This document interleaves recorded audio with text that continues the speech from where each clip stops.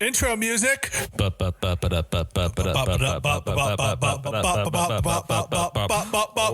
narration.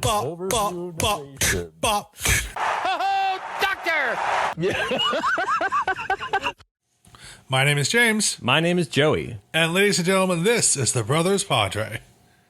And for this special episode, we are going to talk about an unknown topic we've never talked about before in this podcast, Joey. Sticky substances. Oh my goodness. We're a sticky substance pod. Oh yes, you have titled this podcast already. Three the Furious. What was it? Oh my god, you messed up my pun. Three sticky, three furious, James. Like okay. Too fast, too furious. Well, I thought for sure you were just going to go in and say it, but okay. I enjoyed you trying to tell my joke. This must be like the writer's room in Jimmy Fallon when they see Jimmy Fallon mess up their joke. Like, yeah, but here's the thing. Our jokes are funny. Oh! Okay. All right. That's sad. That's very sad. Yes, But James. honest. What do you want to talk about first? All-Stars, James, because it's been a fun week. This is obviously not the recap episode. Loyal listeners know this, so we're just hanging out, talking about some things. Remember to follow us at Brothers Padre on Twitter. But yeah, we have a couple things in the docket. Big news story this week in baseball is sticky substances. Do you want to jump into sticky substances, James? So let me give a quick breakdown of the sticky substances. Major League Baseball said a little statement saying, hey, look, we're going to start cracking down on this. For reals. For reals, honest engine, all those little kid things.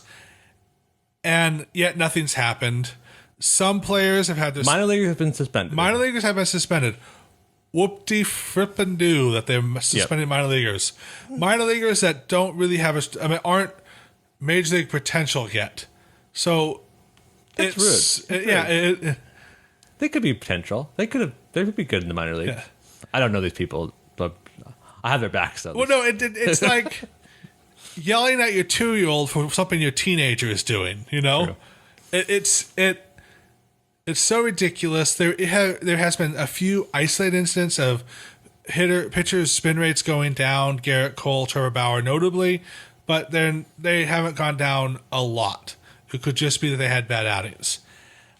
I mean, you saw basically all three Dodgers left big starters. Buehler, Kershaw, and Bauer all have bad starts, all have lower spin rate. Strangely, didn't see a lot of. I mean, not strangely. Thankfully, I think we didn't see that from the Padres pitching staff at all. I think mostly because I think that our pitching staff probably has people that do it. It's just we don't do it. Darvish came out and flat out said, Yeah, batters allowed to put sticky stuff for better grip. Pitchers should be allowed. Basically, he said he uses sticky stuff. and I think what Jace Tingler came. Someone asked him this about it. Basically, in light of all these new revolutions. That's a funny word to use in this context. Revelations about revolutions this past week.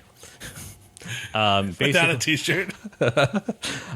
Basically, he said the difference between sticky substances is once you have a biochemist involved, then you've gone too far.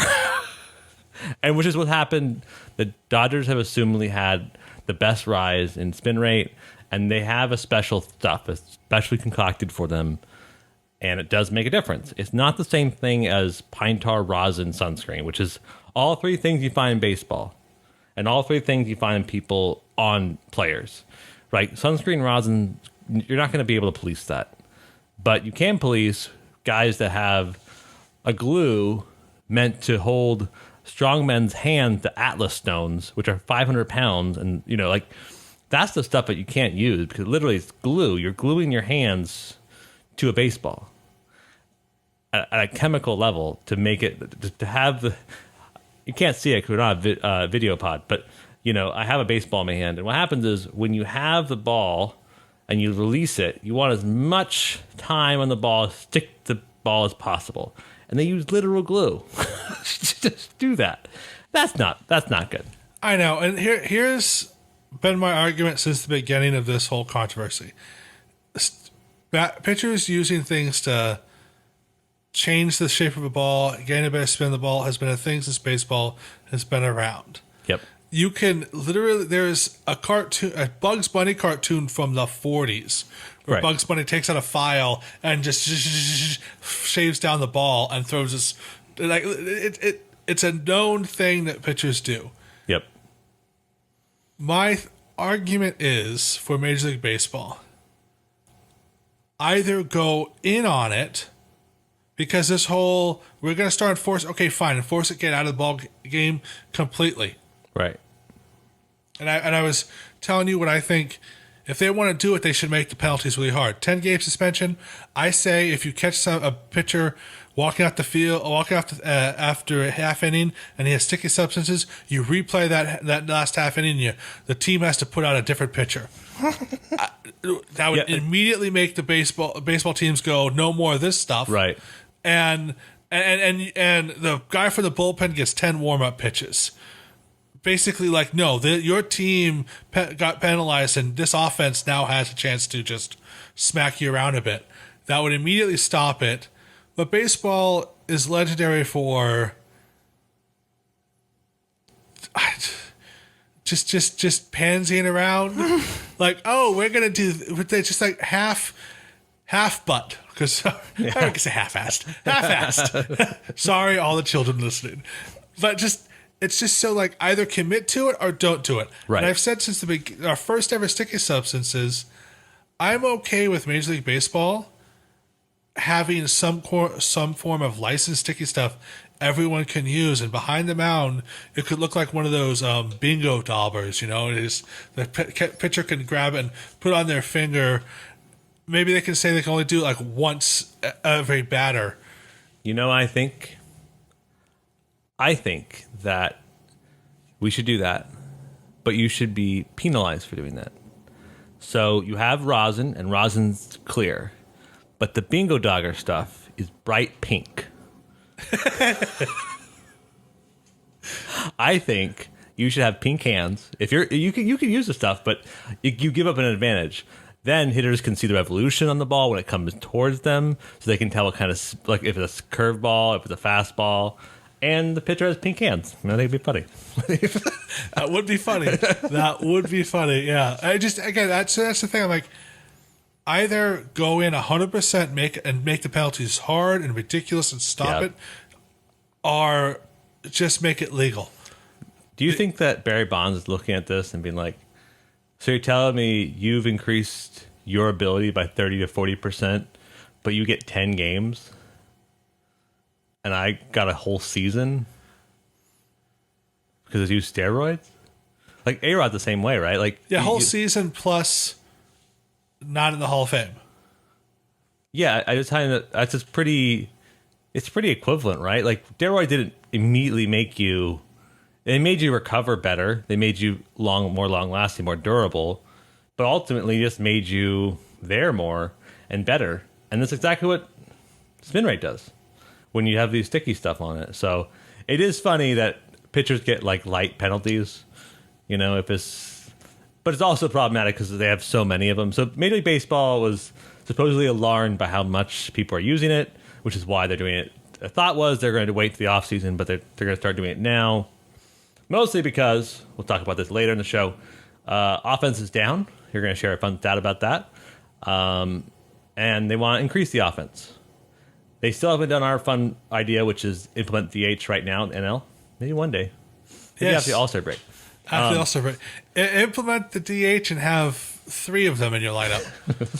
not so you have a 12-man lineup opposed to. No, I think the biggest problem is I don't care what I don't have a problem with pitchers using some kind of substance to get the rate up. And I've said, again, you could go back to the first episode we talked about this.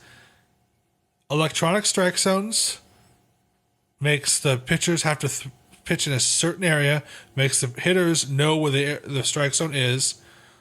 All of a sudden, you got hitters who can know the strike zone better. You're going to get better, more contact with the ball because there isn't any guessing game for the strike zone. letting pitchers use a sticky substance, I'm okay with. And as long as if they can get the ball in the strike zone, the hitters can hit it. The wonky umpiring, which we've seen so much bad umpiring this year, it's not even funny.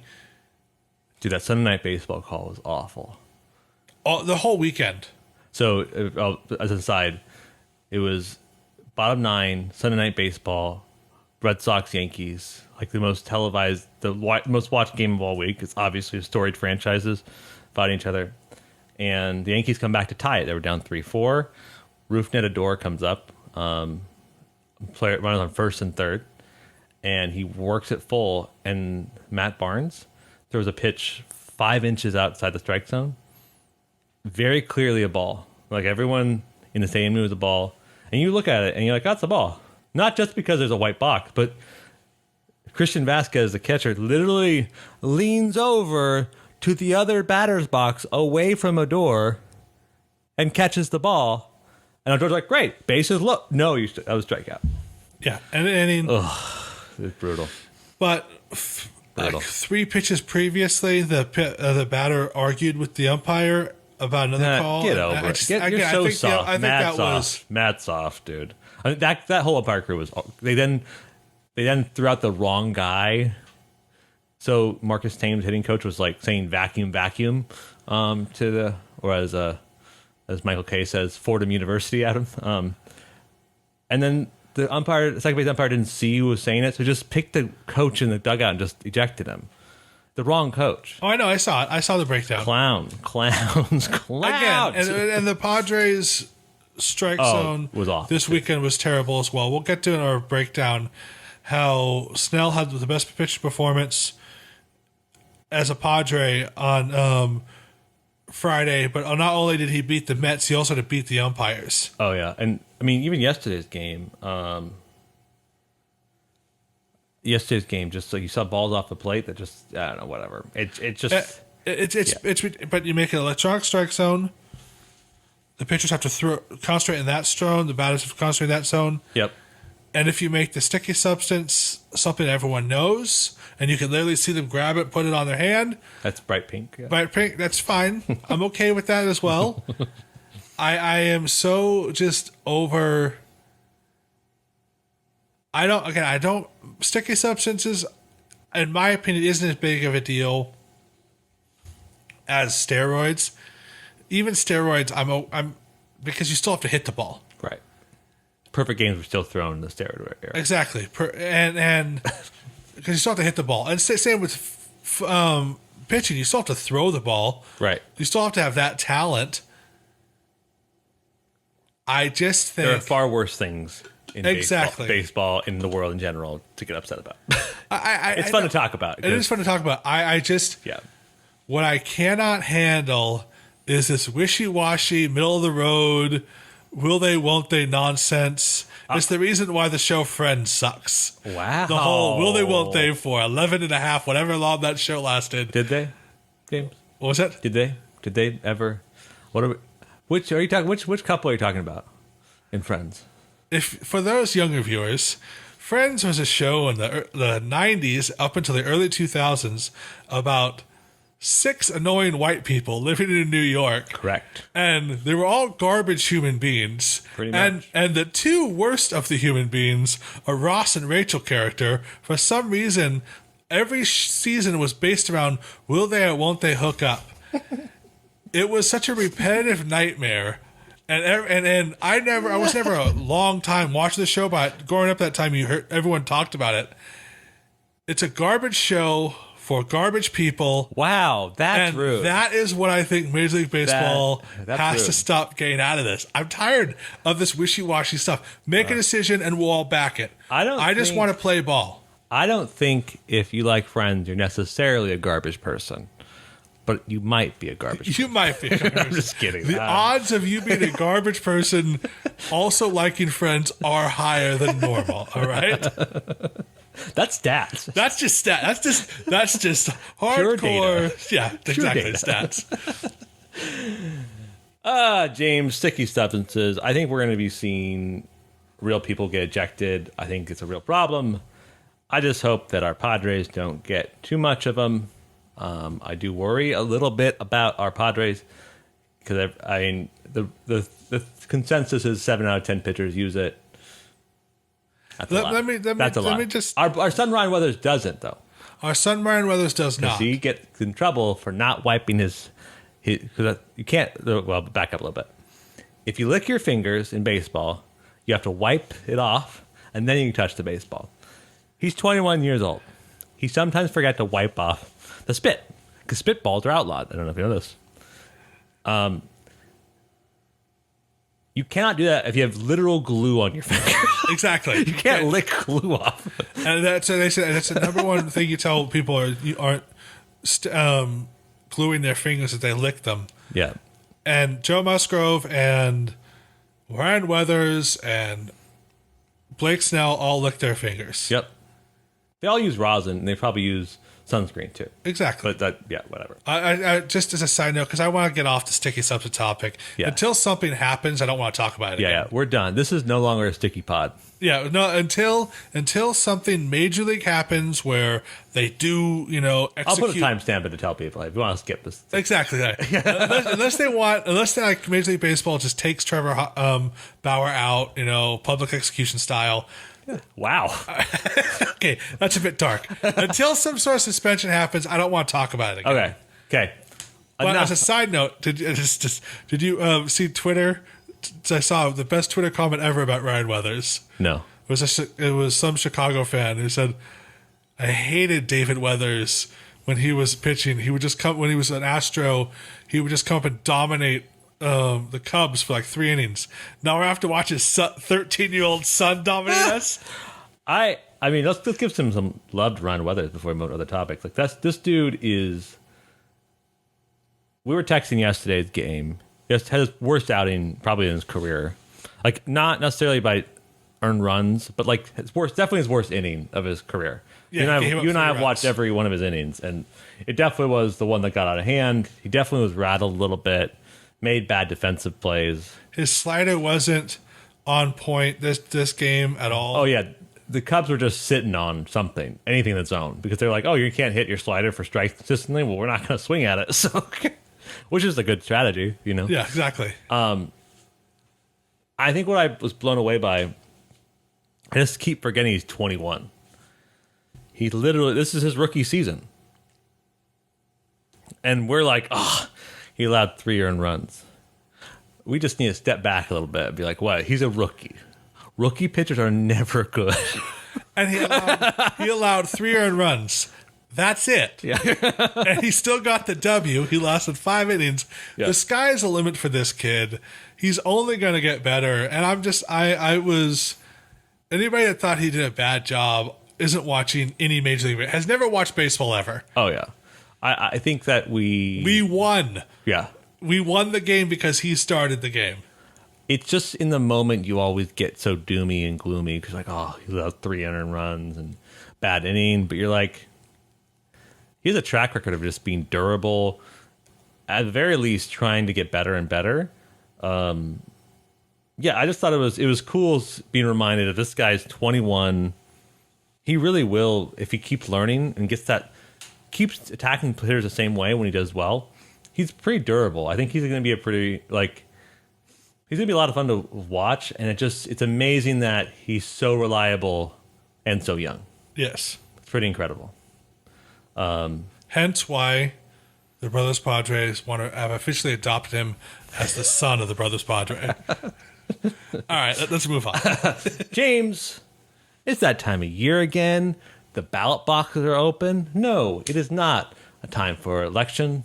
It's time for the fun election. Yeah, the ones that matter, the ones that make a difference in this country. Yeah. Not just voting for the same weird rich white guy over and over and over again. Which weird white guy should I vote for this time? Exactly. Which one? Who's the more corrupt? Anyways, that's right, James. MLB All-Star ballots are open. Yay! The All-Star game, which is...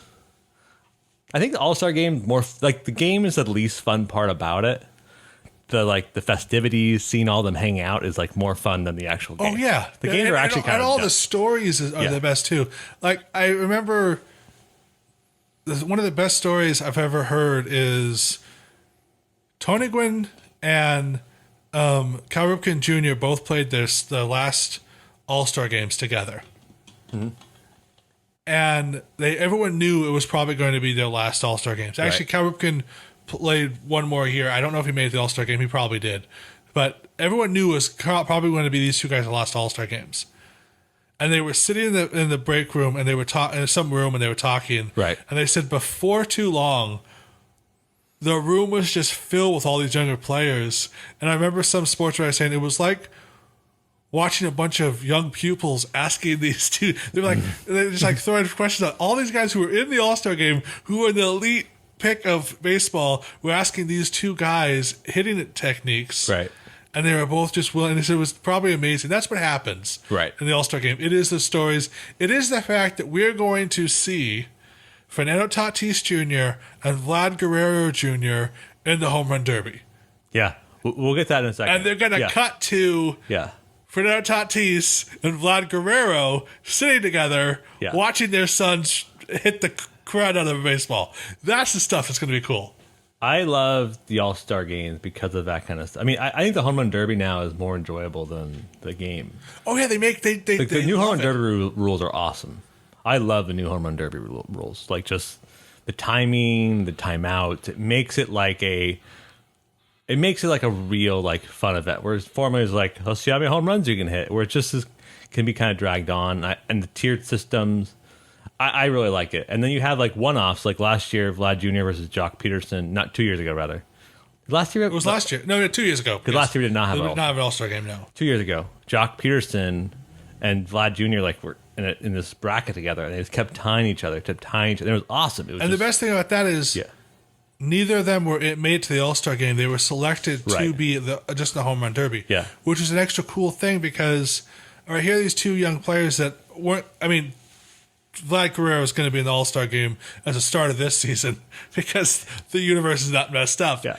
He's one of the best players. Back then, he wasn't, but he definitely had the power. And Jock Peterson is not going to be in the All-Star game. Certainly not this year, but he can hit the heck out of a ball during batting practice. Right. And I think it's super fun, and I'm very excited about it. It's going to be in Coors. So the ball will fly out of there. Home Run Derby is going to be awesome. One more story before we move on to Padres All-Star stuff.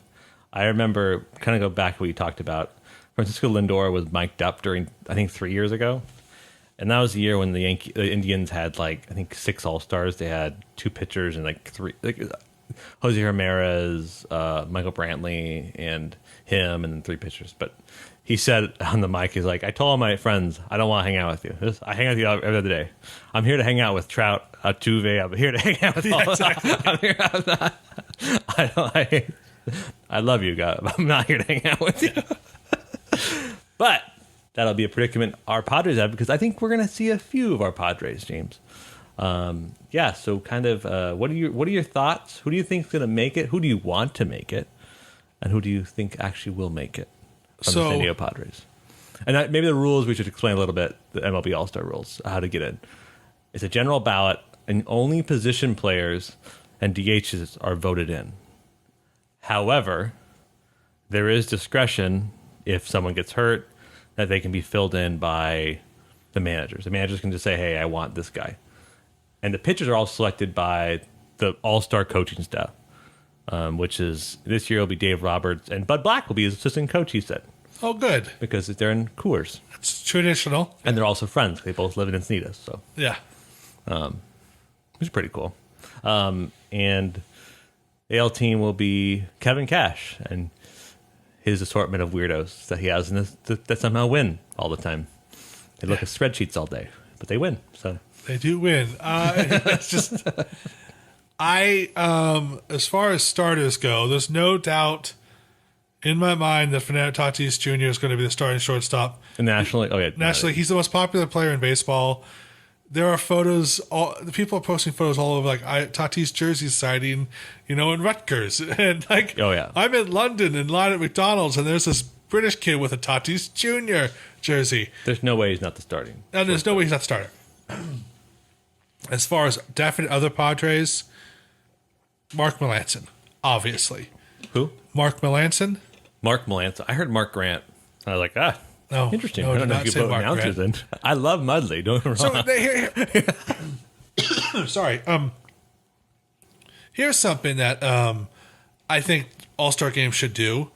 Whenever they're in the home field, let their broadcast team broadcast the All-Star game. But how can I hear the stunning insight of John Smoltz and Joe Buck? I don't like Joe Buck. Joe Buck is an idiot.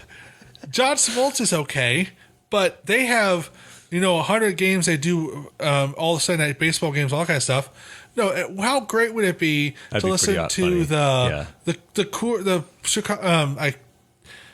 the Colorado Rockies broadcast team broadcast the game? Yeah. That would just be an extra perk. I just think that should happen because that's the worst part about the All-Star game is listening to these nitwits talking about baseball, and all they do is I hate Joe Buck. I'm gonna push back a little bit. Joe Buck used to be way worse. He's just gotten more and more safe. He's now mayonnaise. He's a mayonnaise announcer. He does Exactly. He does not unlike his grandfather rather, Jack Buck. Was his grandfather, right? Yeah. Famous announcer of the Cardinals. Jack Buck was a more passionate announcer, but Joe Buck kind of does lean too much over to the let the crowd and noise take over the moment.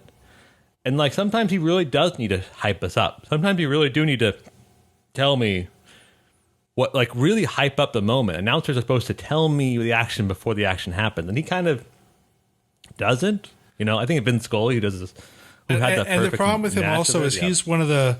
Yeah. We talked about this before. That when some broadcasters have a script, this is the person you want to talk about. Right.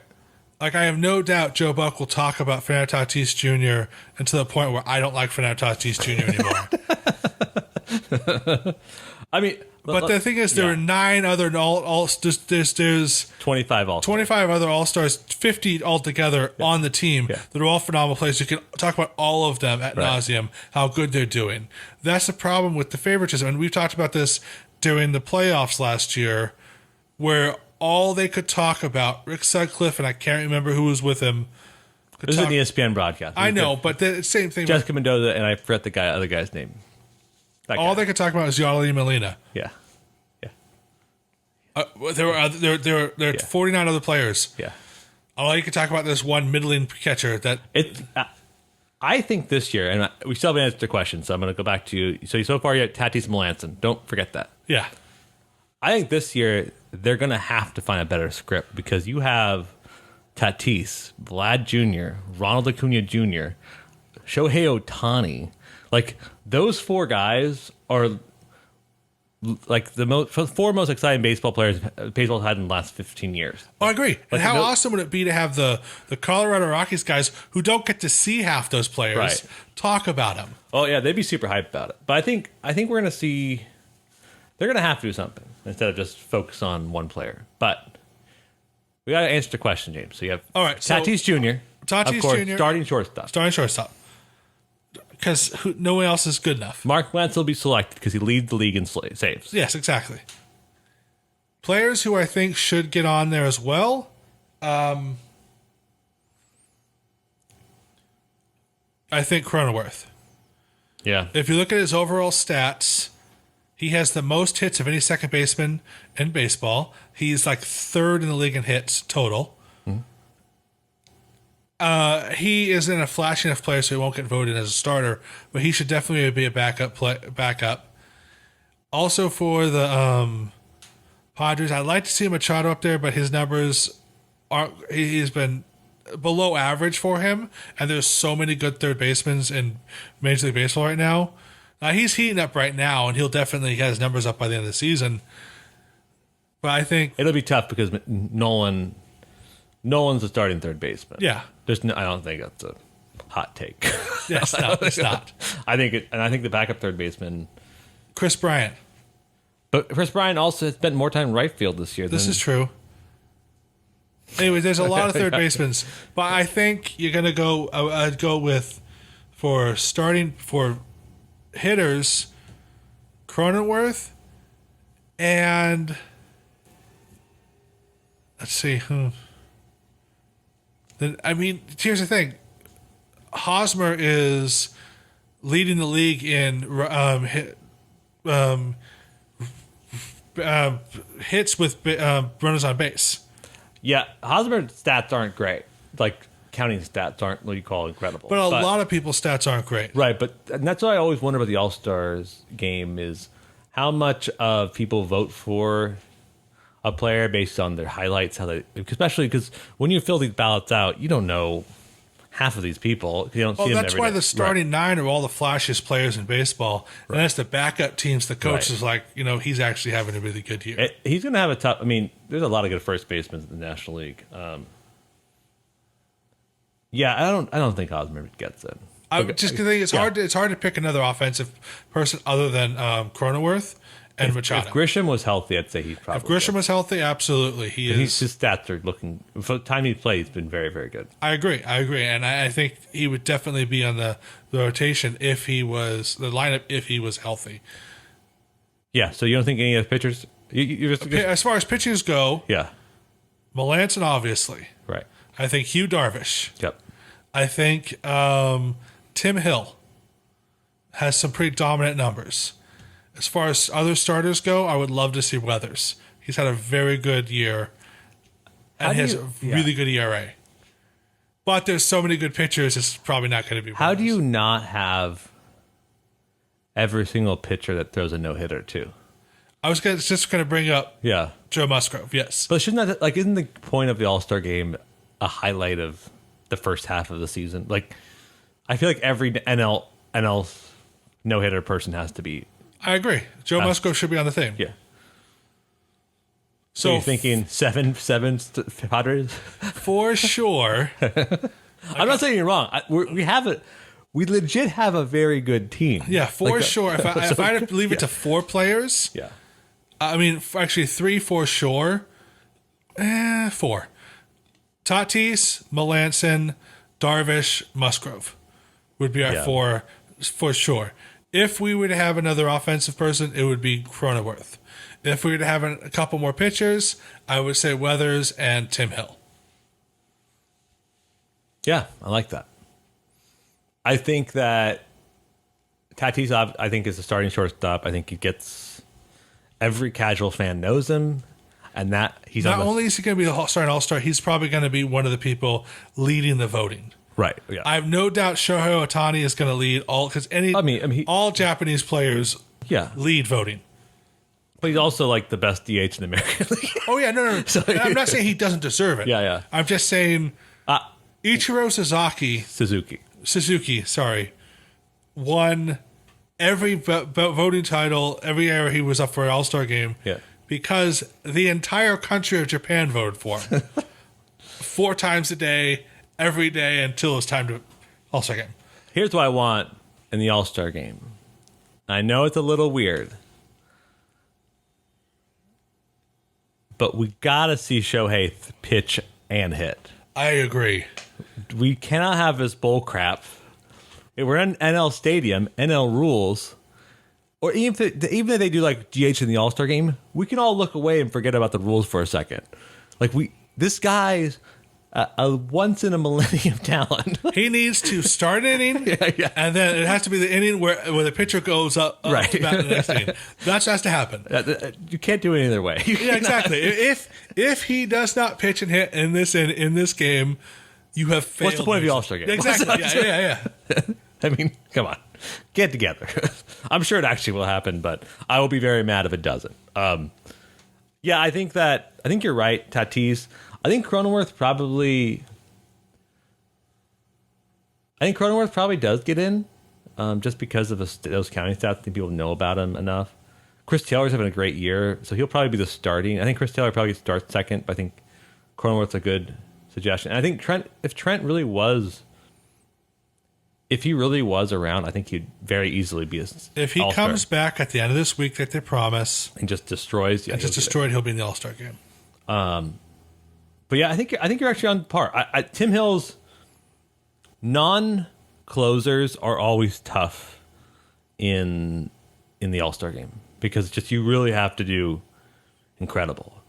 And that's the thing about why the All-Star game's kind of tough too, because it does, especially for pitchers, it does rely on how much does the managing staff know about big moments in baseball. That's and true. oftentimes they don't have time for it. So they look at the advanced stats or the counting stats, like who's great. But Melanson, obviously, I think you're right. Like, you can't look at 19 saves and go, "Oh, he's leading all Major League Baseball in saves by at least 4." I'm just happy we'll have at least 2 in the All-Star game because I can say definitively Tatis and Melanson. And then after that, Musgrove. No, I'll say 3. I think definitively 3. I think it's Tatis, Darvish, and I can't think of his name. Musgrove? Melanson. Melanson. I think Musgrove. I wondered. So I said, how do you not have every no hitter guy be in the All-Star game? But I don't know. I mean, that's still not. That's like not a set rule. It's just kind of what I think, right? But to me, it makes sense, right? It does make sense, yeah. But no, none of this matters. Especially since he's the one We're that's celebrating the sport. Exactly. He started it. Right. He was the first no-hitter of the year. Right. Yeah. Like, and he's also still a good pitcher. Oh, he's a great pitcher, yeah. So it's just like he does have the numbers to back up just also throw a no-hitter. So. Exactly. Yeah, I'm excited. I was trying to think the last time the Padres had more than one. Was that when Brad Hand and Will Myers went? When was the last time the Padres had multiple? I would probably have been Brad Hand and Will Myers. Will Myers went, yeah. I forgot about Brad Hand. Hand of God. Yeah, and he was a legitimately good closer for a couple years. Trade him to the Indians. Yeah. That's where all the good Padre players go eventually. And they just kind of peter out. Almost like we know about that or something. Anyways, so, I'm excited. I'm excited, James. I mean, as far as the rest of the league goes, for the National League, Acuna Jr., obviously, is going to be. I mean, here's something that I think. Looking at the All-Star ballot, for the first time I can remember, I think the National League has a stronger team, has stronger players. At least the starters. Yes. Yeah. All-Star game tends not to be won in the first 5 innings, so it tends to be. Oh, I agree. Okay. But think of it this way: there's no way DeGrom isn't starting for the National League. Of course. Yeah, and the National League and the Reds are probably going to have 2 outfielders start their game because they're Jesse Winker's destroying the baseball. Yeah, and I can never say his last name. Nick Castellanos are both MVP candidates. Yeah. Yeah, that's an incredibly crazy offensive team, and so they're probably going to be starting outfielders with Acuna Jr. Oh yeah, I think Soto makes it too. Probably, Trey Turner probably makes it to the Nationals as well. Chris Bryant's having a great year though too, and he technically has more outfield innings than third base innings this year. I don't know, man. It's fun. It's a fun. But on the All-Star ballot, he's as a third baseman. Is he really? Yeah. Have you not voted yet? I've only voted for Machado because I just look for Machado's name and I just click on it. And you not voted for Tatis? Of course, but on third for third baseman spot. I just click. I understand. I'm a homer. I understand. I've only voted for Machado too. I just haven't looked. I just legit was like third baseman Machado. Yeah. So I just haven't looked at the other third basemen. And for those of you who are wondering, you can vote on MajorLeagueBaseball.com. Search MLB All-Star Ballot. You can vote 4 times a day. Mm-hmm. You just got to pick where the sidewalks and streetlights are. Exactly. I vote, and you can vote 4 times a day on MLB and 1 time a day on Google. Yeah. So it's 5 times a day. I've been voting 5 times a day since it started. And I don't know if it's. I've also been voting for bad players for the AL. How funny would that be? It's like only. Who's this? So guy? if the Cleveland a bunch of Indians are starting, it's my problem. Also, it blows my mind to say this, that Buster Posey's going to be the starting catcher. Yeah, dude. Dude's had a renaissance. And I was like, is this is it 2013? Yeah. What is going on? Anyways, Dude's it's had going a great season. It's going to be a great season. AL. You know what? If I don't know, Victor Tarantini might be just on the defensive numbers and innings caught. He's an outside chance of being a backup catcher. Maybe that's Salvador Perez is going to be the starter for the AL. When's the last time he wasn't the starter for the AL? He's been the starter for the AL for like 700 years. I know, but it just seems like it's 2013 again, and he's having a career year. Yeah. I'm looking for the All-Star game. Obviously, it's a month away, but I'm really looking forward to seeing Tatis and Guerrero. Yeah, but, together. So do you worry and about their sons? Do you worry about Tatis' shoulder in the home run derby?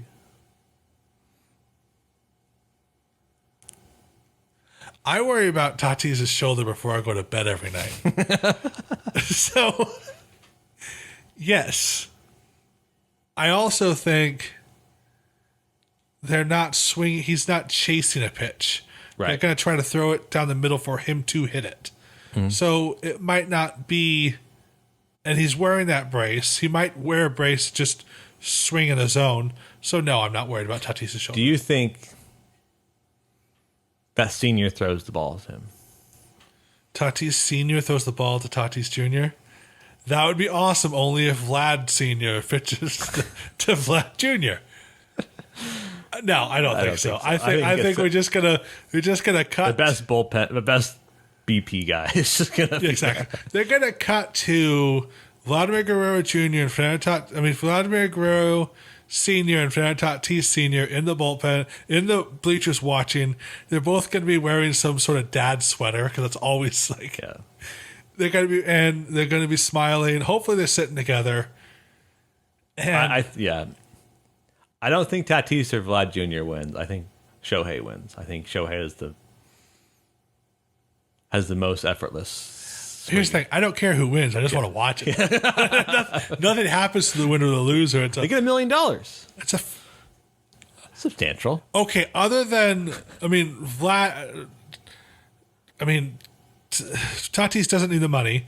Vlad Jr. hasn't gotten his massive pay raise yet. Yeah. And neither has Shohei Ohtani. So those two guys probably need the money. Shohei Ohtani's measling by with $10 million a year, something like that. It's not like that. But actually, Vlad Jr. hasn't been given a huge contract. No. He should. When he goes up for arbitration, and he's going to be gnarly. He's going to be gnarly because the Blue Jays can't afford to keep him. Some team's going to give him. Hopefully, it's not the Angels. It'd just be terrible if the Angels sign both Guerreros. And no pitching. Yeah. Be rough. I'm excited, man. I like the All-Star game. I think it's fun. Also, out of all sports, the baseball All-Star game seems to be the most fun and the most enjoyable. Football All-Star game is like an afterthought. 2 weeks after the season, who cares? Yeah. I don't even know. Does basketball have an All-Star game? Yes, they do. Okay. I don't. It's been well known in this podcast. You and I aren't very up to the snuff when it comes to basketball. A bunch of tall people bounce a ball. Whoop-de-doo. I don't understand the appeal to this sport. Unless you're a tall person, you shouldn't watch basketball. I do envy like the skills challenges in the NBA All-Star game. So they do a 3-point competition. They do a dunk challenge. So we have home run derby in some leagues across the world. There's like a bunting, like a bunting challenge where like you have to bunt a ball into a certain target. Not really relevant to baseball, but it'd be fun. A fielding challenge would be cool. I don't know. I think different challenges is fun. So they turn the basketball All-Star game turns into the Harlem Globetrotters for all the extra competitions. With non-Harlem Globetrotter players. I'm just saying, if basketball was all Harlem Globetrotters, I might watch the sport, but it's not. It's 2 hours of tall people bouncing the ball back and forth. True. James, I'm excited for baseball. But All-Star game. Yeah, how are you feeling about the Padres these days, James? How are you feeling? Optimistic. We split a 4-game series with the Mets. The Mets have a really good starting pitching rotation. That's not surprising that we split 2 with them. The fun stat you wanted me to bring up. Yes, I want a fun stat, James. So the Padres have 105 hits with runners in scoring position this year as a team. We are hitting, I believe, is 236 as a team with running in scoring position. Those are not good numbers. No. They're actually very bad numbers. This is a testament to how bad hitting has been around the league this year. That's second place, both those numbers in all of Major League Baseball. We're second best team hitting with running in scoring position. We have the second most hits with hitters and running in scoring position. You know what I'm saying? So that's why it's tough for the All-Star game. You can't pick him because he isn't hitting. Nobody's hitting. Yeah. So that's why I think Machado might have an off chance of being one of the backups, because he does have good offensive numbers for the offensive time that we are living in. Yeah. I wonder what the adjustment's going to be made. Like, there's got to be some, what is it called? The grading curve, right? There's got to be some grading curve when backups are picked, because we're just not a hitter friendly time. Maybe we'll be this end of this month with less sticky stuffs in the world. And, I think you're probably right. I think we'll probably see a lot of, we'll see a lot of people that back in 20 years ago would never get in based on batting average. Because you're like, well, no one's really hitting, so, Tatis may have a 248 batting average and still be the starting shortstop. Oh, yeah. He doesn't, but he doesn't. He has a 299 batting average. But I'm just saying, like, I wouldn't be surprised if he did get that low, because, it's tough, and he still murders the ball, so, he's still Tatis Jr., but I don't think it gets that low. But we're going to see some players definitely have low batting averages, low slugging percentages, because, you're absolutely right. That stat shows it. Like, we're the second most, but we're not really as far doing as second best, but not doing that much. Second best, yeah, and that wouldn't have even put us. That would have been one of the league worst numbers 2 years ago. Yeah, I think it's going to be interesting once. I think we're not. It's just the dog days. Are the dog days after the All-Star break? Is there a technical definition for the dog days of baseball? I think the Padres are currently in it with this 20-game stretch of games we're on right now. I do want to say one thing out there to all the Padre fans that are listening, especially Padre fans on Twitter.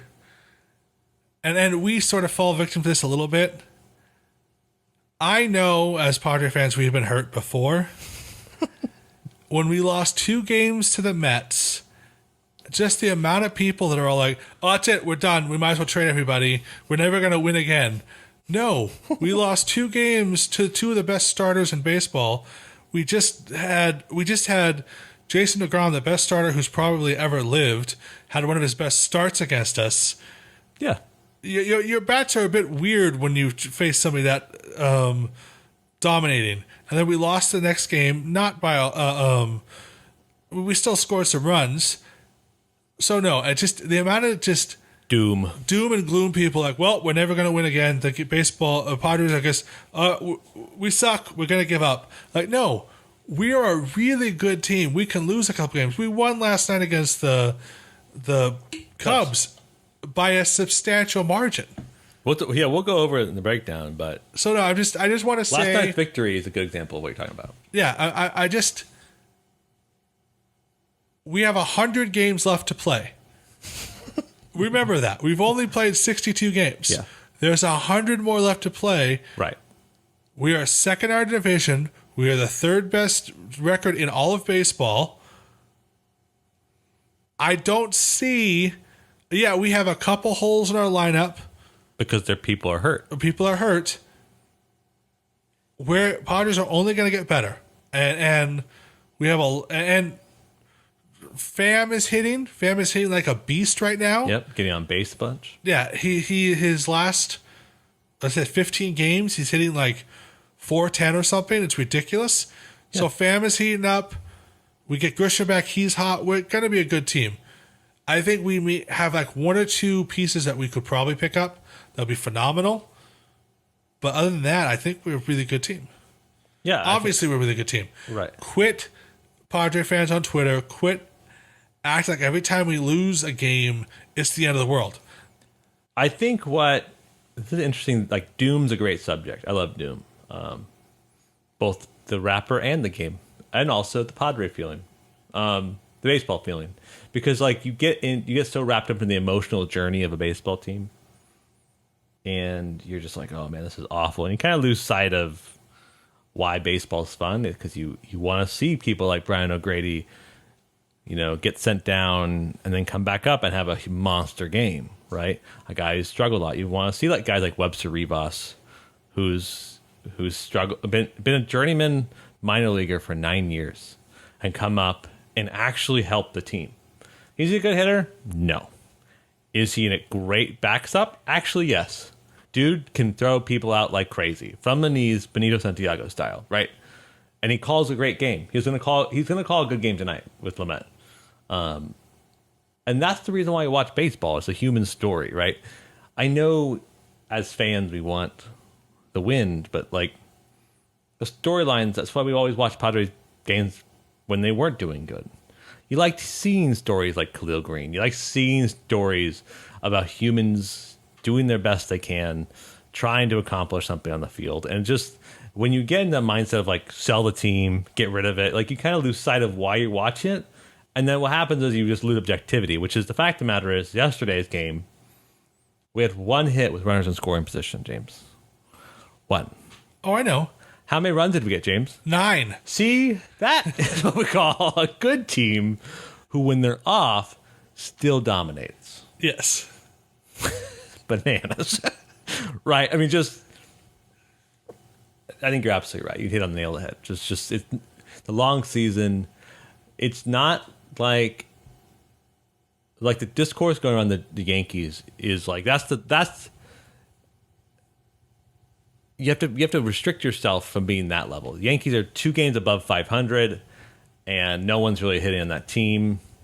And you would think that there's 20 games below 500. Everyone says the sky is falling. It's awful. They're awful. They're never going to be good again. That's not the point of baseball. Baseball's not.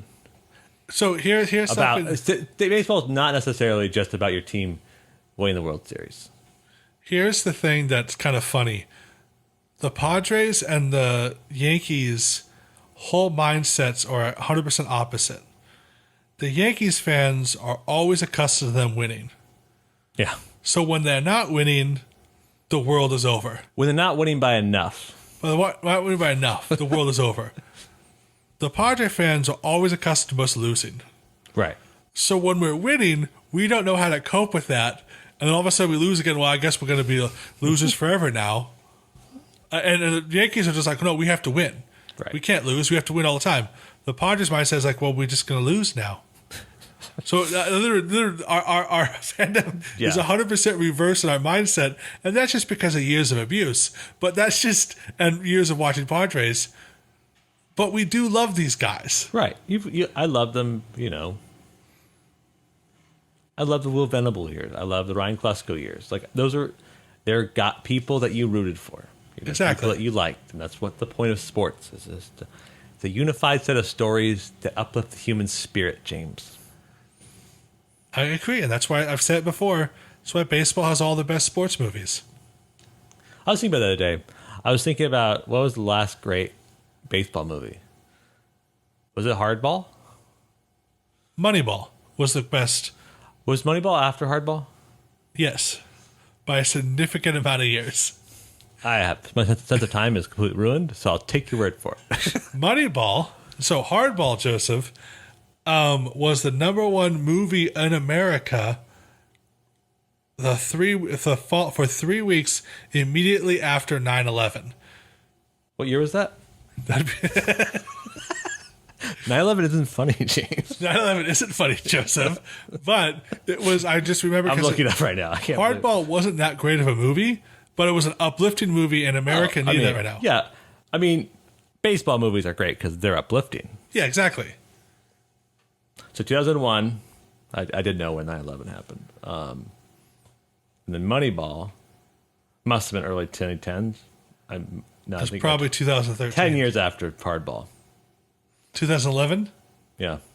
Yeah. So, but then again, there hasn't been a lot of really great sports. I can't think of another sports movie that's come out in the last 10 years that's been any good. Does $1 Million Baby count? No. When was that released? That was Let's play this 2007. game. How bad am I in my memory? That was 2007, 2008. No, that was earlier. That was 2005 or 2006. 2004. Oh, okay. This is a fun game. That movie came Joey out- has no idea when movies come out. That was 17 Well, I mean, years. 17 years ago. I went on a date to see $1 Million Baby. You know, Creed kind of has to count.